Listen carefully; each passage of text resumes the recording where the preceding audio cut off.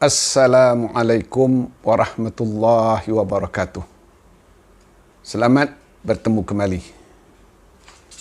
Kali ini saya nak mengajak abang-abang, akak-akak, saudara-saudari untuk membaca bersama-sama dengan saya. Sebelum itu, kepada yang belum subscribe channel ini, sila subscribe dan klik pada loceng untuk mendapat notis pemberitahuan bagi penerimaan video-video channel ini selanjutnya. Untuk kali ini, saya nak mengajak abang-abang, akak-akak membaca bersama-sama saya surah Al-Ikhlas. Abang-abang, akak-akak, saudara-saudari yang dirahmati Allah, ini adalah surah Al-Ikhlas yang mengandungi 4 ayat.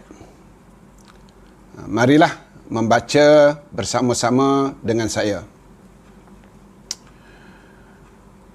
A'udzu billahi minasy syaithanir rajim.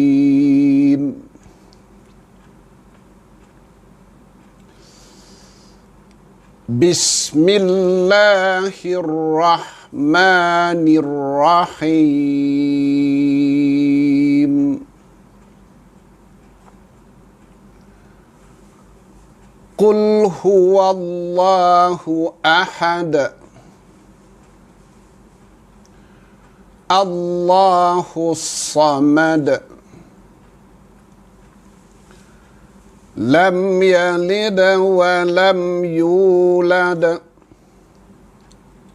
wa lam yakul lahu kufuwan ahad. Alhamdulillah, kita telah pun membaca bersama-sama saya. Mudah-mudahan kita semua dirahmati Allah Subhanahu wa ta'ala. Apabila kita membaca surah Al-Ikhlas ini, jika kita waqaf pada tiap-tiap ayat, maksudnya bila kita berhenti di tiap-tiap ayat, maka di hujung-hujung ayat ini adalah huruf dal. Sama ada dal itu telah sedia mati atau asalnya dia berharakat, kemudian kita matikan dia. Maka datanglah perintah untuk kita memelihara qalqalah, yakni bunyi lantunan.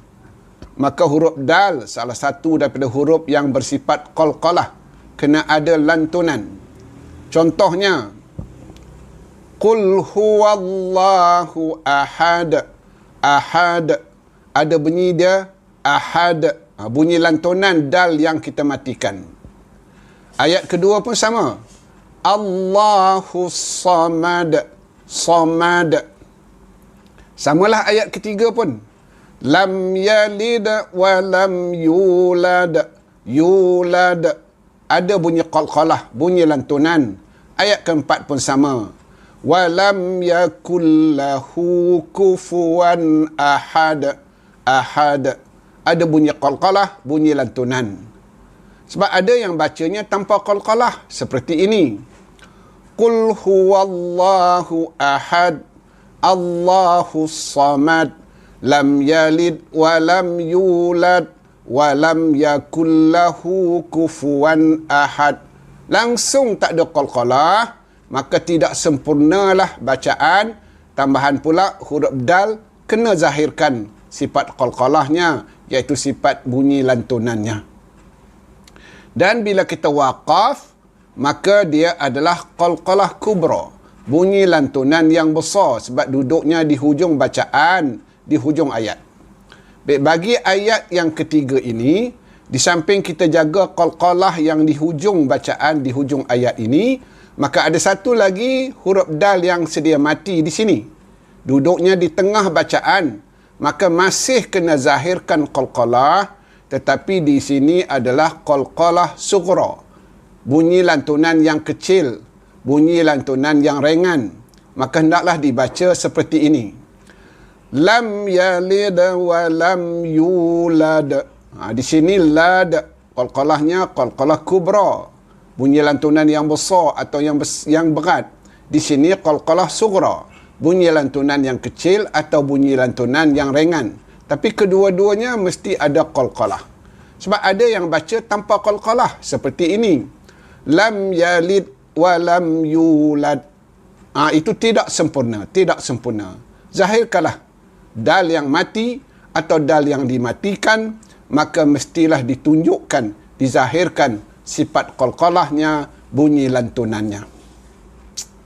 Baik, jika abang-abang, akak-akak, saudara-saudari membaca ayat pertama ini, wasal terus ke ayat yang kedua. Maksud wasal ni sambung, tak berhenti di sini, tak waqaf di sini. Maka jika waqaf di sini, maka dal ni bersifat qalqalah. Tapi bila kita sambung, maka di sini ada satu hukum, iaitu datanglah hukum nun iwad ataupun nun wiqayah. Maka bila kita sambung, dal ni asalnya adalah tanwin dhammah.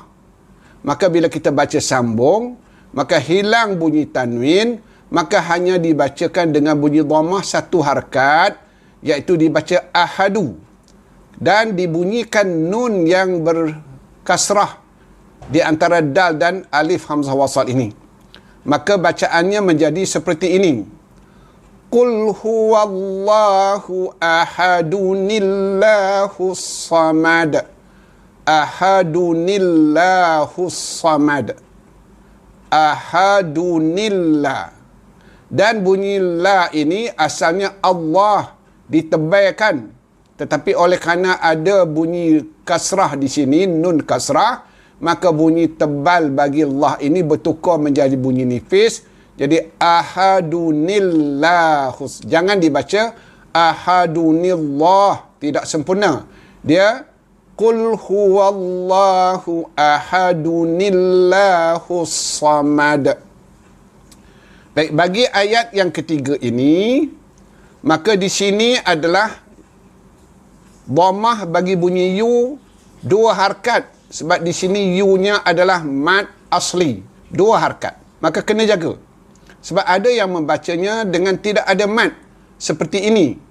Lam yalid wa lam yulad. Wa lam yulad. Itu salah. Sebab di sini yu ni mad asli. Dua harakat. Yang kena baca. Lam yalid wa lam yulad. Wa lam yulad. Yu ini dua harakat. Bagi ayat yang keempat ini, maka bunyi hu di sini, dia juga hendaklah dibaca dengan dua harakat.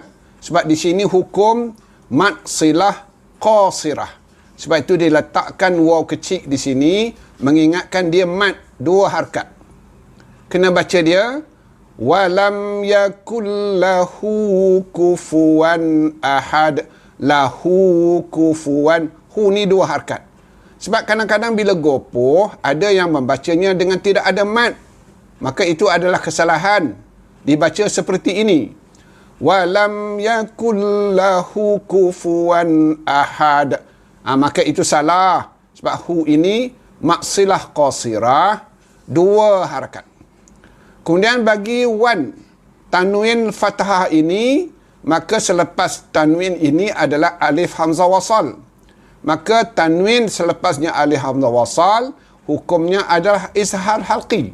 Maka tidak boleh ada gunah, tidak boleh ada dengung. Maka jangan dengungkan.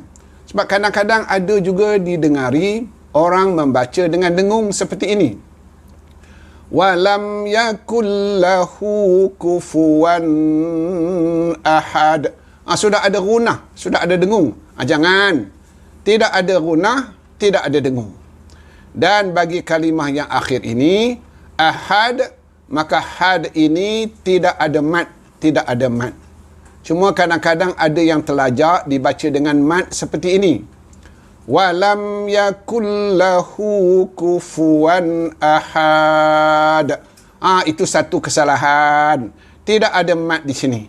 Terus kepada kufuwan ahad. Ahad.